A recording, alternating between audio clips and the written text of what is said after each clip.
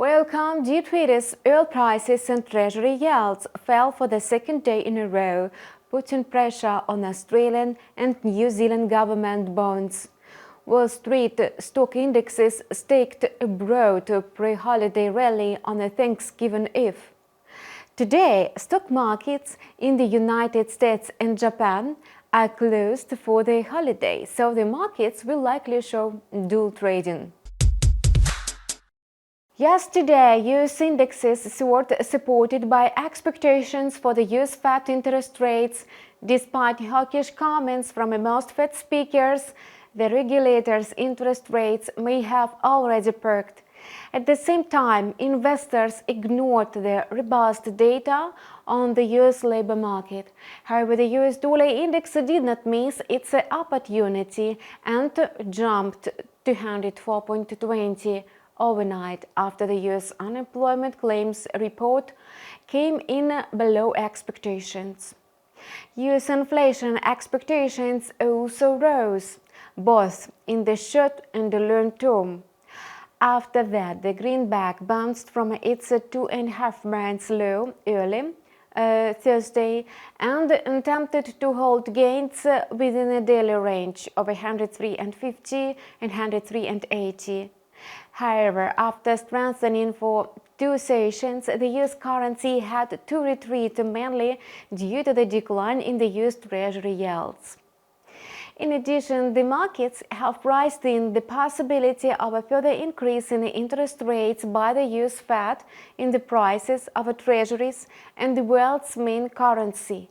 Therefore, even a stable performance in the stock markets undermines the US dollar.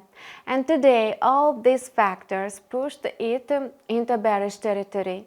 During trading in Asia, the US dollar index dropped to 103.60.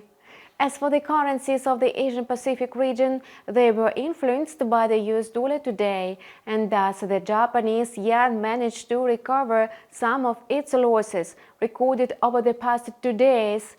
During Thursday's trading, the dollar-yen pair was moving in the range of 148.80 and 149.60.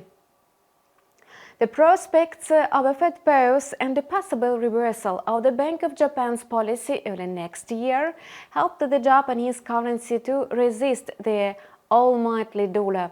In the Asian session, bears even managed to break through the critical support level of 149. However, they failed to gain a foothold below this level and had to retreat to 149.20. However, the Australian currency does not want to retreat. The currency rose above 0.6570 early Thursday, remaining near this 3-month high. The main driver of the Aussie's growth was not the risk sentiment in the equity markets, but the domestic data. Yesterday, Reserve Bank of Australia Governor Michelle Bullock warned that the regulator would need an appropriate response from interest rates to fight inflation. Notably, Australia's interest rate had already been raised by a quarter point in November. During the Asian session, the Australian currency managed not only to recoup its recent losses, but to consolidate its gains, and today the Aussie closed on the upside, continuing to trade within the daily range of 0.6538 and 0.6576. Today, the New Zealand dollar was trading in a bullish trend and managed to break through the resistance of 0.6065. Early Thursday, the Aussie's trading range was between 0.6018 and 0.6068, but the currency showed rather dual trading and started a consolidation phase.